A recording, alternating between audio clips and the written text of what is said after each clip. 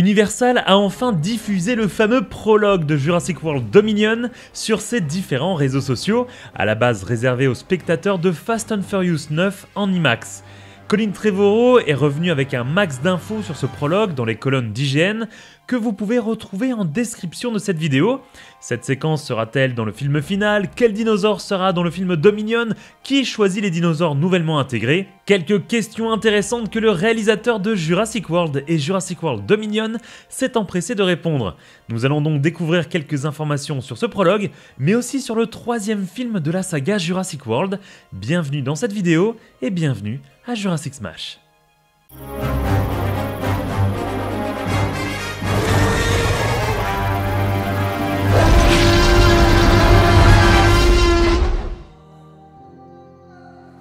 Je ne sais pas pour vous, mais personnellement, j'étais très excité à l'idée de découvrir ces quelques minutes qui nous plongent au Crétacé il y a 65 millions d'années. Vous pouvez retrouver ma vidéo dédiée en haut à droite. Alors que je croyais que cette séquence était l'intro de Jurassic World Dominion, Colin Trevorrow nous apprend que les plans ont changé du côté d'Universal et de l'approche de son film. Avec une année de retard prévue sur la sortie initiale, la production a décidé de faire quelques changements pour faire patienter les fans. Ainsi, on apprend que ce prologue ne fera pas partie du film, mais est un court-métrage à part, comme l'était Battle at Big Rock. Il s'agit ici d'une nouvelle manière de présenter certaines séquences d'un film au lieu de les jeter à la poubelle au moment du montage final, comme cela a été souvent le cas. Des scènes que l'on retrouvait à l'époque sous forme de scènes coupées disponibles en bonus dans les DVD. Colin Trevorrow nous dit: c'est extrêmement important pour moi en tant que conteur, car je crois que les dinosaures sont des personnages, et c'est donc l'histoire d'origine du T-Rex. Je voulais qu'elle soit racontée, et donc Universal était tout à fait d'accord pour expérimenter le partage de 5 minutes de film en tant que prologue 6 mois à l'avance. Cette origin story, donc, nous dévoile plus d'informations sur l'ancienne Roberta du Crétacé.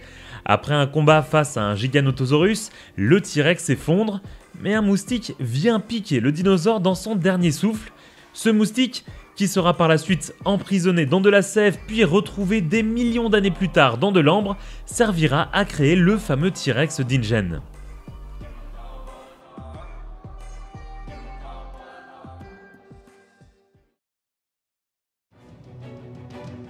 Concernant les dinosaures présents dans ce prologue, 6 nouvelles espèces sont dévoilées, comme le Dragnoptus, le Quetzalcoatl, l'Iguanodon, l'Oviraptor, le Moros intrepidus et le Giganotosaurus.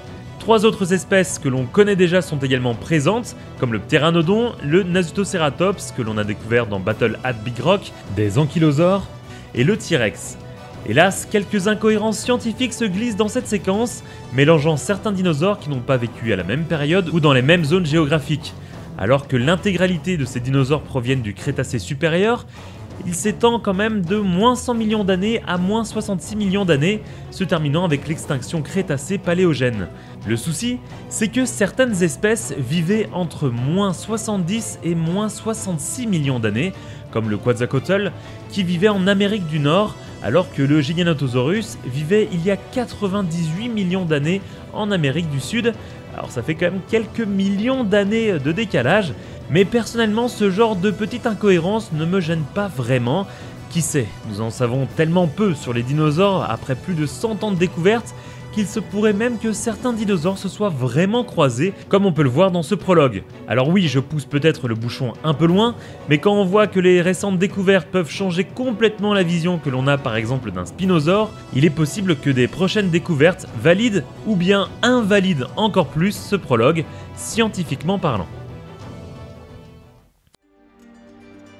Mais du coup, qui choisit et intègre ces dinosaures dans les films? On apprend dans l'interview qu'il s'agit en fait de Trevorrow, aidé par la production et des conseillers. La meilleure partie de mon travail est de pouvoir choisir quels dinosaures vont dans quel film. Comme je suis quelqu'un qui se soucie beaucoup de nos films et des dinosaures, je suis capable d'en garder certains et de les jauger soigneusement. Chaque fois qu'un fan me demande sur Twitter « Pourquoi pas ce dinosaure ?», je réponds toujours que j'essaye simplement d'en garder quelques-uns. Nous voulons juste garder quelques surprises. Dans ce film, nous allons vraiment pouvoir montrer certains dinosaures que j'aime et auxquels nous tenons depuis longtemps, sachant que nous avons eu la chance de retourner à la période du Crétacé et de voir l'Oviraptor et le Giganotosaurus. Plusieurs d'entre eux vont jouer des rôles majeurs dans le film lui-même. Une petite phrase intéressante montrant qu'il y a de fortes chances de découvrir un ou plusieurs dinosaures présents dans ce prologue, directement intégrés dans le troisième film Dominion ou Le Monde d'après en français, comme le Moros Intrepidus qui est confirmé comme présent dans le film par le réalisateur.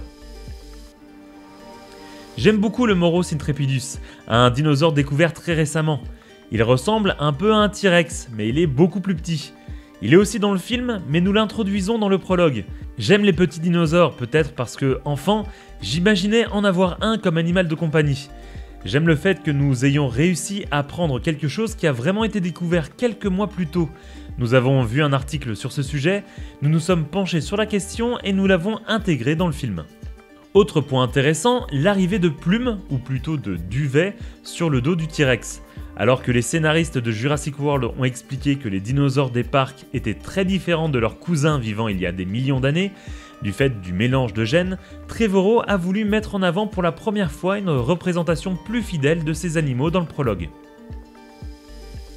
Je pense que nous avons une très bonne explication logique pour expliquer pourquoi ces dinosaures ont un aspect différent de celui des autres dinosaures du Jurassique dans le passé. Dans ce cas, c'est parce que nous les montrons dans leur habitat d'origine. Il n'y avait pas d'ADN de grenouille utilisé pour combler les lacunes dans les génomes, ce qui nous a donné l'occasion de montrer des dinosaures avec des plumes. Dans le prologue, le fameux T-Rex va alors affronter un Giganotosaurus.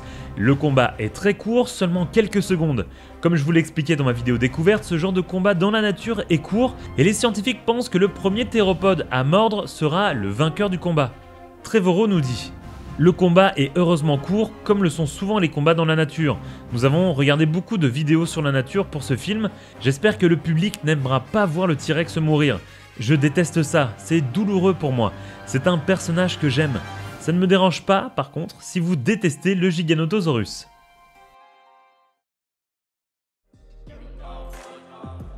« 65 millions d'années plus tard, Roberta arrive dans un cinéma en plein air et cause pas mal de dégâts. De nombreuses références sont cachées ici, comme le film diffusé American Graffiti, réalisé par George Lucas, ou encore la symbolique présentant un T-Rex sortant presque d'un écran de cinéma pour arriver dans le monde réel. C'est un petit peu la base de ce troisième film Jurassic World. Aux côtés de Roberta, de nombreux personnages de la première trilogie seront de retour. Ellie, Grant et Malcolm participent à cette aventure.